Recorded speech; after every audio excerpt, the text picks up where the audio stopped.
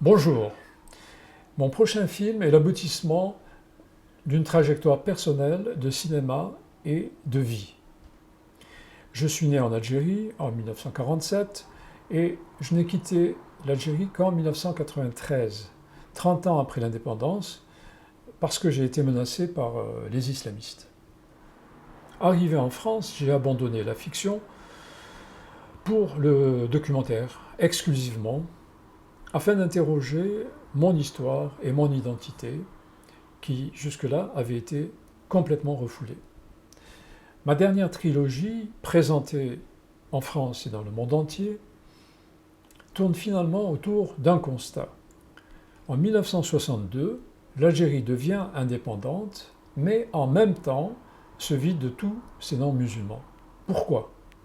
Mon dernier film, tourné en Algérie, m'apporte une réponse, pour moi, la réponse. Le départ des Juifs et des chrétiens avait été voulu par les indépendantistes.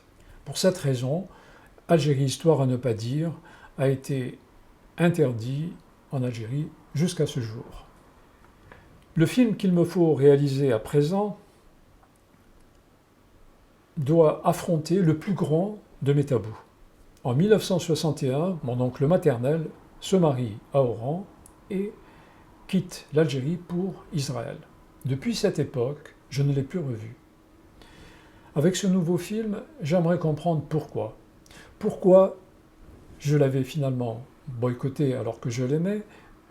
Pourquoi j'avais finalement boycotté Israël. Comment affronter un tel tabou quand on vient comme moi du monde arabe et du monde communiste. En définitive, j'aimerais me poser la question si la Palestine n'a pas été pour moi le prétexte pour masquer, pour esquiver ma condition juive. Au-delà de ma propre quête, le film sera aussi un film sur la force du préjugé, de tous les préjugés qui nous habitent, sur la nécessité de les affronter pour atteindre sa vérité. Même si pour beaucoup, comme vous le savez, s'interroger, c'est déjà trahir. Le titre de ce film sera sans doute Alger, Jérusalem, un voyage dans le tabou. Je le filmerai moi-même, avec ma fille, durant une douzaine de semaines, en Israël. Le budget sera réduit ainsi au maximum, et compte tenu de mon apport personnel en matériel de tournage et de montage, j'ai donc besoin d'un soutien minimum de 10 000 euros. Ziva Postek, la chef monteuse du film Shoah que vous connaissez, le film de Claude Lanzmann, me soutient et dirigera elle-même le montage de ce film.